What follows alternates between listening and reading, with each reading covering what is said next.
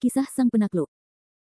Sebelum lanjut, bagi yang belum subscribe Cafe Novel, silahkan subscribe dan aktifkan lonceng notifikasi supaya tidak ketinggalan update terbaru dari kami. Jangan lupa juga tinggalkan like, komen dan share video ke medsos yang sahabat punya. Oke lanjut. Bab tahun 1551 sampai tahun 1553 malam, dingin sekali. Dibandingkan dengan hiruk-pikuk Kevin Ye di Laut Cina Selatan, Tommy Ye, ibu kota kekaisaran keluarga Ye, tampak begitu sepi. Tommy Ye, ibu kota kekaisaran saat ini, telah sepenuhnya menjadi keluarganya. Dengan kepemimpinan Tommy Ye, keluarga Ye telah mengalami pembaruan besar-besaran. Leonard Ye telah sepenuhnya menarik diri dari pandangan seluruh keluarga Ye, dan berhasil memasuki praktik pensiun pintu dalam keluarga Ye. Sekarang, keluarga Ye pada dasarnya dikendalikan oleh Tommy Ye dan Marcus Ye. Namun, meskipun ia berhasil menjadi anggota keluarga Ye, kehidupan Tommy Ye tidaklah nyaman. Bukan hal yang sederhana untuk berurusan dengan hubungan antara keluarga Ye dan ibu kota kekaisaran lainnya, dan Tommy Ye bukanlah Leonard Ye. Tidak peduli dalam hal senioritas atau usia, Tommy Ye tidak memiliki keuntungan di ibu kota kekaisaran, dan bahkan berada pada posisi yang sangat tidak menguntungkan. Jika Ye Meng tidak ada di belakangnya, dia mungkin tidak dapat mengendalikan keluarga Ye yang kecil, apalagi hubungan antara ibu kota kekaisaran dengan anggota keluarga lainnya. Selain itu, keluarga Ye, ibu kota kekaisaran, adalah pihak yang dikecualikan saat ini. Karena hubungan antara Kevin Ye dan keluarga Bai, hubungan antara keluarga Lin dan keluarga Liu terlalu buruk untuk menjadi lebih buruk, sehingga keluarga Ye di ibu kota kekaisaran akan mengalami beberapa masalah dari waktu ke waktu, terutama dalam kurun waktu terakhir, provokasi keluarga Lin dan keluarga Liu menjadi semakin sering. Dan Tommy Ye dalam posisi pasif ini hanya dapat memilih untuk mundur, agar tidak menimbulkan masalah yang tidak perlu. Namun, semakin keluarga Ye mundur, semakin arogan keluarga Liu dan Lin. Ini telah menjadi siklus yang tak terelakkan. Tentu saja, selain hal-hal kecil ini, ada sakit kepala besar bagi Tommy Ye, yang sangat besar dan termasuk dalam peristiwa seumur hidup.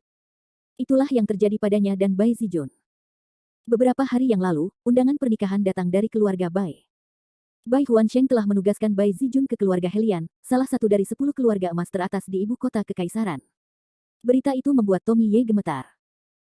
Sebelumnya, Tommy Ye dapat mengadakan pertemuan pribadi dengan Bai Zijun, tetapi setelah undangan pernikahan tersebar, Bai Zijun telah dilarang dari rumahnya oleh orang-orang dari keluarga Bai.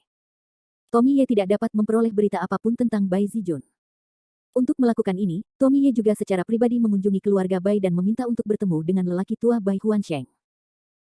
Namun, orang-orang dari keluarga Bai acuh tak acuh terhadap Tommy Ye, yang merupakan pemilik keluarga Ye. Bai Huansheng bahkan terlalu langsung menutup pintu untuk mengucapkan terima kasih kepada para tamu. Tommy Ye telah menunggu di gerbang keluarga Bai selama 7 atau 8 jam. Sambutan dingin semacam ini merupakan aib yang belum pernah terjadi sebelumnya bagi para pemilik keluarga emas di ibu kota kekaisaran. Namun, demi kebahagiaannya sendiri dalam hidup, Tommy Ye masih berulang kali pergi menemui Bai Huansheng, tetapi hasilnya sama saja. Tanpa berita Bai Zijun dan wajah Bai Huansheng, Tommy Ye hampir tidak berdaya saat ini, dan seluruh orang akan runtuh secara umum. Keluarga Bai jelas-jelas berusaha membuat masalah bagi Tommy Ye, terutama Bai Huansheng. Sekarang, tidak ada yang tahu apa yang dipikirkan rubah tua itu.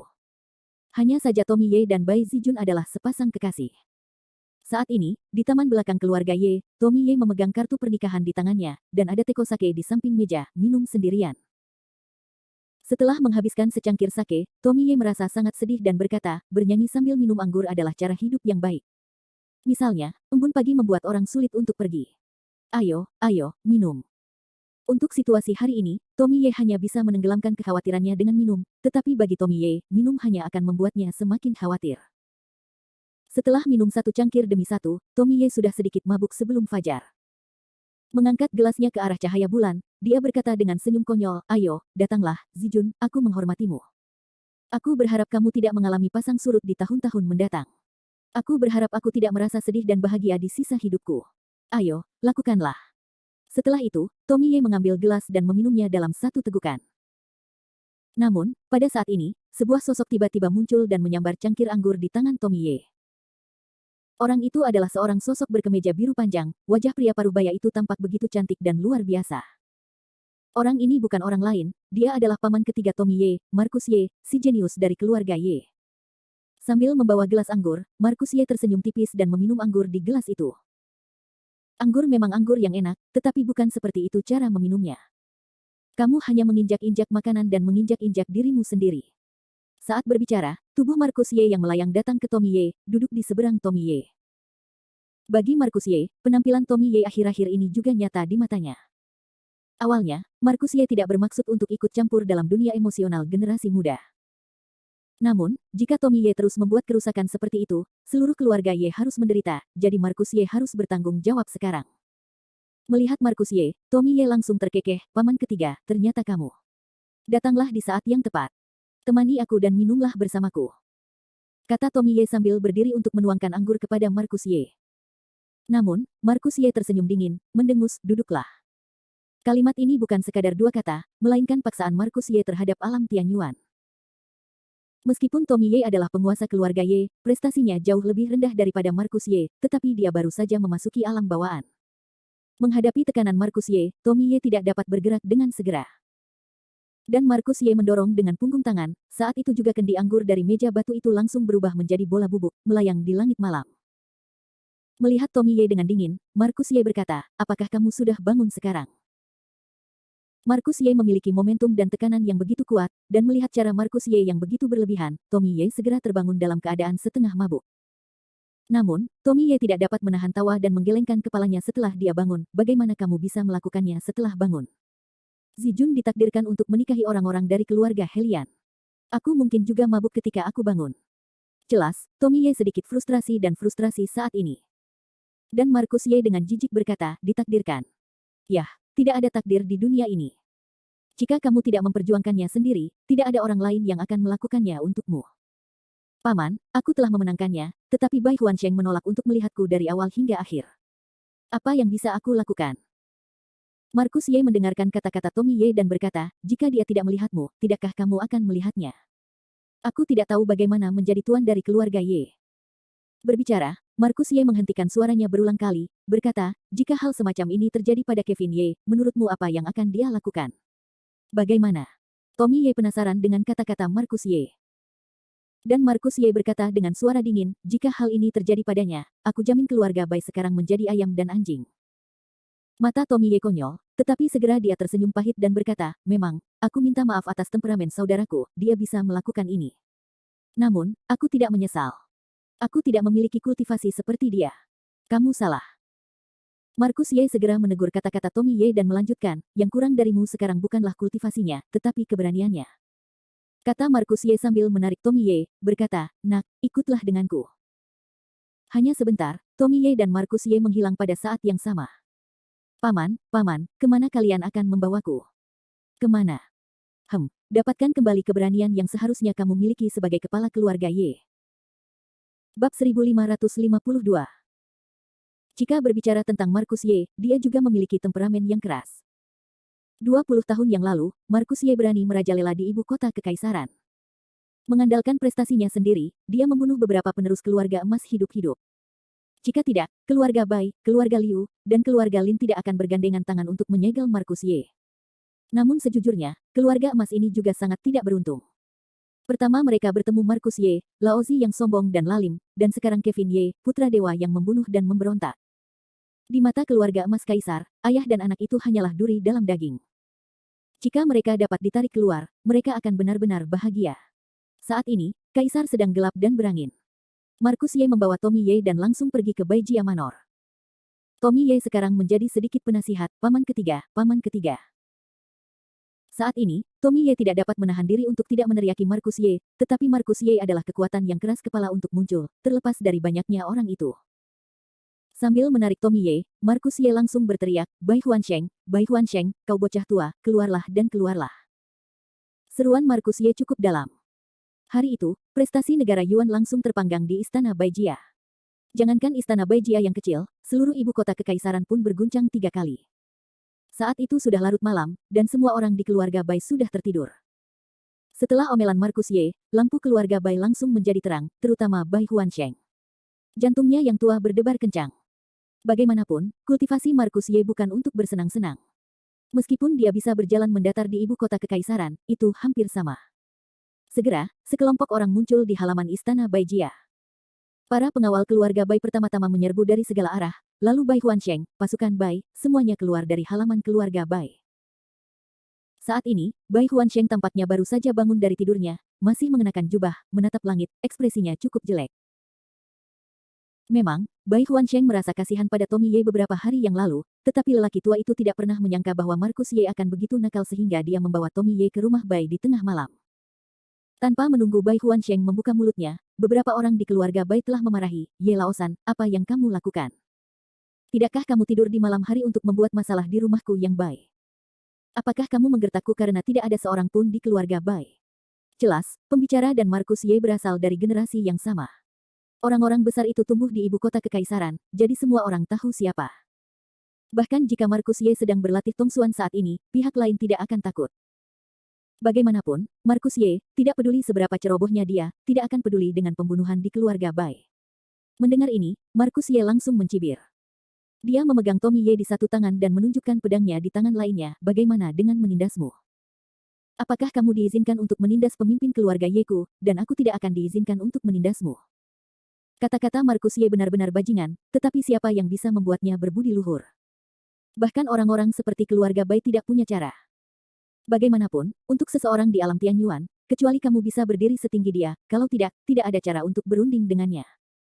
Mendengar kata-kata Markus Ye, dan kemudian melihat pedang panjang Markus Ye, Bai Huansheng benar-benar sedikit gemetar. Lagi pula, siapa yang tahu hal-hal seperti apa yang akan dilakukan Markus Ye, orang gila seperti itu? Jika dia seorang pembunuh besar, bahkan jika semua tetua keluarga keluar, mereka mungkin tidak dapat melakukannya. Jari lelaki tua itu sedikit bergerak, Bai Huansheng segera berkata, "Markus Ye, apa yang akan kamu lakukan, apa yang ingin kamu katakan? Mari kita bicarakan." Pada saat ini, Bai Huansheng jelas telah mengenali nasihat itu. Lagi pula, jika kamu membuat iblis kecil di depanmu cemas, itu bukan kekuatan keluarga Bai untuk menanggungnya. Pada saat itu, Markus Ye berkata sambil mencibir, "Apa yang ingin kamu lakukan? Haha, tidakkah kamu tahu apa yang akan kulakukan? Aku, pemimpin keluarga Ye, telah mengunjungi rumah itu berkali-kali, tetapi kamu tidak menerimanya. Penghinaan seperti itu belum pernah terlihat di keluarga emas. Sejauh ini, kamu masih bersedia bertanya kepadaku apa yang ingin kulakukan. Sejujurnya, aku datang ke keluarga Baimu malam ini untuk meminta penjelasan dan penjelasan. Jika masalah ini dibiarkan berlalu, maka keluarga Ye tidak perlu berkeliaran di ibu kota kekaisaran, dan orang-orang di ibu kota kekaisaran masih berpikir bahwa keluarga Ye adalah pengganggu yang baik." Kata-kata Markus Ye nyaring dan kuat. Namun, Markus Ye tidak pernah menyebutkan tiga kata Bai Shijun dari awal hingga akhir. Bagaimanapun, menikahi putri mereka adalah urusan keluarga kulit putih sendiri, dan Markus Ye tidak mudah untuk bertanya. Sebenarnya, bagaimana mungkin Bai Huansheng tidak tahu tujuan sebenarnya dari Markus Ye dan Tommy Ye, tetapi saat ini pedang Markus Ye ada di tangan, tetapi Bai Huansheng tidak berani mengabaikannya. Ketika biji melon otak terus berputar, Bai Huansheng tiba-tiba berkata sambil tersenyum, "Oh, Markus, kamu sudah membuat masalah untuk waktu yang lama. Kamu tidak senang dengan masalah ini. Ketika anak itu datang besok, aku memang ada urusan yang harus kulakukan, tidak mengherankan kalau ayahku. Apakah menurutmu tidak apa-apa? Orang tuaku datang untuk memberi kompensasi kepadamu. Biarkan dia pergi. Lagi pula, tidak ada yang tahu siapa yang dikenal kaisar kita, dan tidak ada yang berani menggertakmu. Keluarga Ye tidak. Jelas saat ini, Bai Huansheng sudah melunak. Bagaimanapun, tidak ada keuntungan untuk menghadapi dewa pembunuh Markus Ye yang tidak masuk akal. Namun, di mana Markus Ye dapat dengan mudah melupakan masalah ini, saat ini, pedang Markus Ye di tangannya bersinar dingin di bawah sinar bulan. Dengan dengungan dingin, Markus Ye berkata, kompensasi tidak, bagaimana mungkin orang tua kulit putih ini dapat memberikan kompensasi yang mudah dan ringan, tidak seperti di masa lalu. Jika kamu pergi ke rumah Yeku dan kamu ditutup, aku akan memberi kompensasi lagi. Kamu tidak dapat melihatnya sebagai keberhasilan. Markus Ye dapat dikatakan tidak memiliki rasa takut saat ini, dan dia tidak takut pada Bai Huansheng. Bagaimanapun, prestasinya ada di sini. Dalam hal persaingan perorangan, tidak ada seorang pun di keluarga emas ibu kota kekaisaran yang menentang Markus Ye, termasuk para tetua dalam keluarga-keluarga ini. Mendengar kegigihan Markus Ye, Bai Huansheng juga menjadi otak yang berkeringat. Namun, sebelum Bai Huansheng membuka mulutnya, seseorang di keluarga Bai maju dan berkata, "Ye Laosan, kamu tidak punya alasan. Ayahku sudah membayarnya. Apa lagi yang kamu inginkan? Apakah kamu benar-benar ingin bertarung dengan keluarga Baiku?" Markus Ye juga seorang guru yang tidak takut pada langit dan bumi.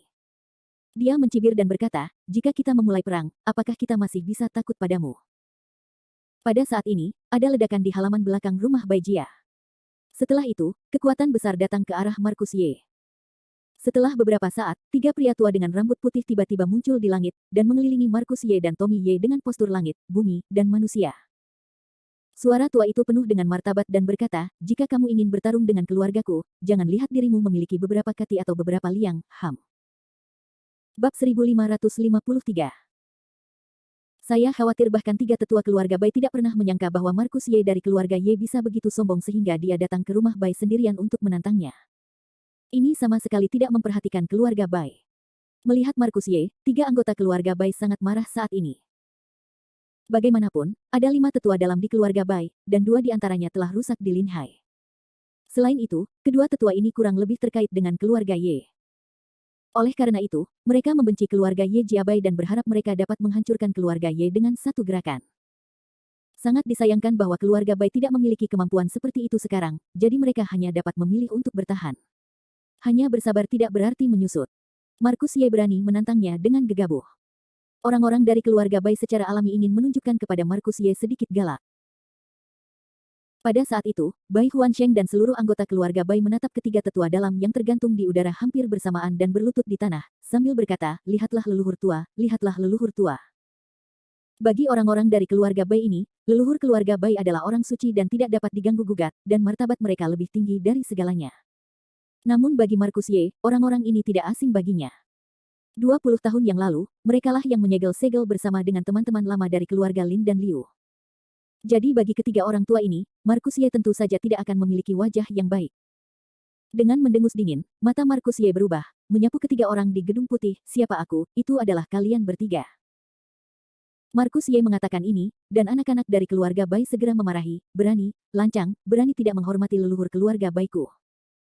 Jelas, orang-orang dari keluarga Bai menghormati ketiga tetua di pintu dalam, tetapi mereka menjadi tiga orang tua di mulut Markus Ye. Bagaimana mungkin keluarga Bai setuju? Namun, jika Anda tidak setuju, tidak ada cara untuk menghadapinya.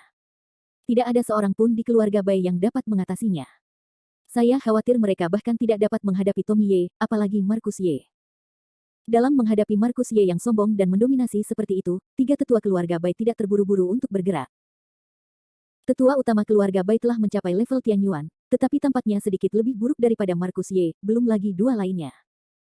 Oleh karena itu, bahkan jika ada perkelahian, para tetua dalam keluarga Bai ini tidak yakin akan menang.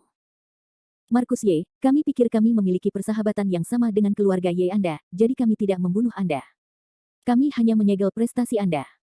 Kami tidak menyangka bahwa 20 tahun kemudian, Anda masih begitu keras kepala. Setelah jeda dalam suaranya, tetua itu melanjutkan, aku tidak ingin mendapat masalah denganmu. Silakan pergi dengan cepat. Kalau tidak, jangan salahkan aku karena bersikap kejam. Jelas, bahkan saat ini, tetua agung keluarga Bai, orang pertama di puncak kekuatan keluarga Bai, tidak berani melawan Markus Ye dengan gegabah. Jadi ini nasihat yang bagus, biarkan Markus Ye pergi. Tetapi dua orang lainnya dalam keluarga Bai tidak begitu marah, kakak, kamu tidak bisa membiarkan anak ini pergi. Merupakan kejahatan keji untuk menerobos masuk ke keluarga Bai kita secara terbuka dan mengancam mereka dengan kekerasan. Jika kita tidak menghukum mereka, bagaimana keluarga Bai kita bisa menghadapinya? Ya, kakak, kamu tidak bisa membiarkan anak ini pergi begitu saja. Mendengar perkataan tiga tetua gedung putih, Markus Ye mencibir dan jatuh, kalian bertiga juga sudah sangat tua. Aku tidak bisa meninggalkan kalian, apakah kalian pikir kalian yang memiliki keputusan akhir? 3 kesengsaraan petir Tian Yuan. Tahap awal Tian Yuan, hanya ada satu lingkaran perbatasan darat, bisakah kalian menghentikanku dengan 3 orang kalian? Kata-kata Markus Ye memang sombong, tetapi apa yang dia katakan juga benar. Markus Ye saat ini bisa lebih tinggi dari 3 orang yang hadir. Bahkan jika ketiga orang ini bergandengan tangan, mereka mungkin tidak dapat melawan Markus Ye. Dasar bocah sombong, aku ingin melihat apa yang bisa kalian lakukan setelah kalian disegel selama 20 tahun. Para tetua keluarga Bai semuanya marah, terutama para tetua di alam di Yuan. Mereka tidak pandai berkultivasi dan memiliki temperamen yang baik. Saat ini, orang ini mengabaikannya, langsung menuju Markus Ye. 6 tua, jangan bertindak gegabah. Tetua keluarga Bai segera berseru. Dan halangannya jelas terlambat, ke-6 tetua keluarga Bai telah bergegas ke Markus Ye saat ini. Markus Ye tidak takut setengah menit, melambaikan pedang di tangannya, berkata, manik-manik beras, juga berani bersaing dengan matahari dan bulan, itu konyol. Teknik pedang Markus Ye diwarisi dari Kunlun, yang asli dalam Taoisme. Namun, pedang ini bukan hanya metode Tao. Cahaya warna-warni di bawah pedang itu mekar, yang sangat kuat. Hanya mengayunkan pedang, tidak ada tanda-tanda, tidak ada kelebihan, tetapi kekuatannya nyata. Meskipun Markus Ye tidak menggunakan semua kekuatannya saat ini, pedang ini berada di luar jangkauan keluarga Bai, tetua puncak di Yuan. Bersinar cemerlang, orang tua Bai tidak mendekati tubuh Markus Ye, dan dia dipaksa mundur. Untungnya, tetua keluarga Bai mundur dengan cepat. Di bawah bayang-bayang pedang Ki dan darahnya baru saja melonjak, dan dia tidak terluka. Seluruh tubuhnya sempoyongan dan hampir jatuh dari udara. Enam tua, enam tua. Setelah memanggil 2 kali, sesepuh lain dari keluarga Bai adalah seorang saudara yang menahan diri. Kekuatan pedang dan makna pedang ketiga tetua Markus Ye dapat terlihat dengan jelas. Jurus pedang yang mengerikan telah memasuki ranah Tianyuan, yang sama sekali tidak terduga oleh ketiga tetua dalam. Sungguh mengerikan. Aku tidak menyangka akan melihat prestasi anak laki-laki itu selama 20 tahun. Sungguh mengerikan. Tetua besar dari keluarga Bai menghela nafas dengan terkejut dan tidak berdaya pada saat yang sama. Setelah gerakan Markus Ye, ketiga tetua dari keluarga Bai semuanya diam, karena mereka tahu bahwa bahkan jika mereka dapat mengalahkan Markus Ye, mereka juga akan menang dengan menyedihkan. Jika mereka terus bertarung, ketiga keluarga Bai tidak akan dapat mundur. Keluarga Bai hari ini telah kehilangan 2 tetua berturut-turut, dan tidak dapat lagi menahan kerusakan seperti itu. Jadi langit seluruh istana Baijia tiba-tiba menjadi tenang. Namun, waktu yang tenang ini tidak berlangsung lama. Di selatan dan utara istana Baijia, kecemerlangan bersinar. Kemudian terdengar ejekan mengejek, hahaha, sejak hari itu, iblis tuamu semakin bersemangat, dan kau benar-benar diprovokasi oleh generasi muda keluarga Ye. Jika aku jadi kau, aku pasti sudah mencium diriku sendiri, dan aku tidak akan menjadi bahan tertawaan di dunia ini. Setelah olok-olok itu, terdengar suara sarkastik lainnya, ya, aku sudah hidup begitu lama di siang hari sehingga aku bahkan tidak bisa memutuskan tentang seorang anak kecil. Apakah kau ingin aku membantumu? Belum lama ini, 4 atau 5 lelaki tua datang dari utara dan selatan rumah keluarga Bai. Tommy Ye mungkin tidak mengenal mereka, tetapi Markus Ye sangat terkesan dengan orang-orang tua ini. Keluarga Liu dan Lin ada di sini. Bagus, bagus, bagus, bagus. Kalau begitu, kita akan menyelesaikan akun lama dan baru bersama-sama malam ini.